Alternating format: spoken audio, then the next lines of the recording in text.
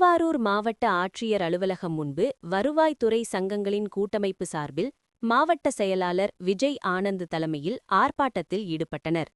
பிரதான கோரிக்கையாக சிறப்பு பணி பாதுகாப்பு சட்டத்தை உடனடியாக அமல்படுத்த வேண்டும், மேம்படுத்தப்பட்ட ஊதியம், தனி ஊதியம், கிராம உதவியாளர்களுக்கு காலமுறை ஊதியம் வழங்கப்பட வேண்டும், அரசு ஊழியர்களிடம் பிடித்தம் செய்யப்பட்ட 10% பங்களிப்பை ரத்து செய்ய வேண்டும் உள்ளிட்ட 9 அம்ச கோரிக்கைகளை வலியுறுத்தி கண்டன முழக்கங்களை எழுப்பி ஆர்ப்பாட்டத்தில் ஈடுபட்டனர். இதனைத் தொடர்ந்து திருவாரூர் தஞ்சாவூர் தேசிய நெடுஞ்சாலையில் மாவட்ட ஆட்சியர் அலுவலகம் முன்பு திடீர் சாலை மறியல் போராட்டத்தில் ஈடுபட்டனர்.